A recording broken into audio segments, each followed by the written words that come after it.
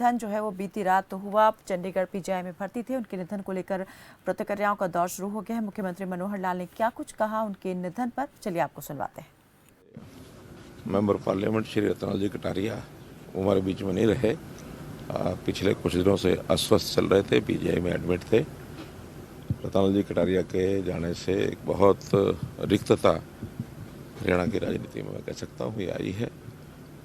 Party के वो प्रदेश अध्यक्ष रहे, हरियाणा विधानसभा में रादौर से विधानसभा सदस्य, चीफ पार्लियामेंट्री सेक्रेटरी भी बाद में बनाया गया, केंद्र में भी मंत्री रहे और 3 बार लोकसभा का प्रतिनिधित्व 12 लोकसभा का उन्होंने किया।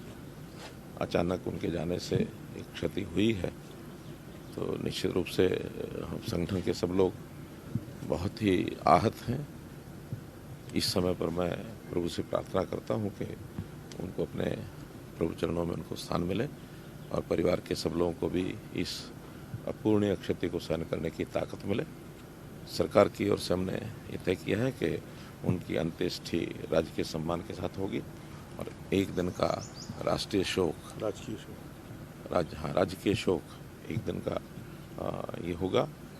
हाफ मास्ट पर जो झंडे हैं वो दिन भर हाफ मास्ट पर रहेंगे। कोई सरकारी एंटरटेनमेंट का कार्यक्रम नहीं होगा। तो इस प्रकार से उनको हमने सरकार की ओर से भी आज श्रद्धांजलि देने का कार्यक्रम किया। आपने संगठन के तौर पर भी उनके साथ काम किया, कोई ऐसा अनुभव जो आप साझा करना चाहेंगे?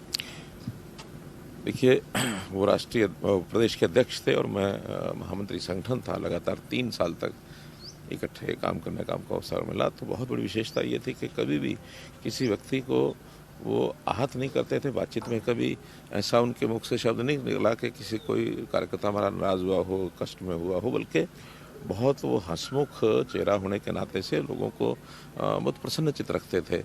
कभी भी मौके पर किसी प्रकार की कोई घटना, कोई कहानी, कोई गीत, कोई फिल्मी गाने, यहाँ तक कि पार्टी के सब्सटेंस को, कंटेंट को मिला करके फिल्मी गानों की तर्ज पर भी वो बहुत बार बहुत तरीके से अपनी बात को कहने का सलीका जो उनका था वो गानों के माध्यम से भी करते थे। कटाक्ष भी करते थे विपक्षी लोगों के ऊपर, तो गानों के, गीतों के माध्यम से करते थे। विपक्ष के लोग भी कई बार तो बड़े आनंद लेते थे उन चीज़ों का। तो एक हंसमुख चेहरा जिस प्रकार का था, मैं समझता हूँ कि एक बहुत अद्भुत ये गुण उनका, ये हमको सबको पसंद आता था। सर, गरीब परिवार से निकलकर केंद्रीय मंत्री तक पहुंचे, मेहनत उनकी आपने लगातार देखी। सर, आरएसएस से भी लगातार 50 साल से वो जुड़े रहे। उनके सफ़र को किस प्रकार से देखिए, मैं स्वयं लाडवा में जिस बस्ती में उनका परिवार, उनका पालन पोषण हुआ, जहाँ उनके पिताजी स्वयं जो बैठते थे वो स्वयं भी बताते थे कि मैं एक मोची का बेटा हूँ और पिताजी उनका प्रत्यक्ष मोची का काम करते रहे हैं।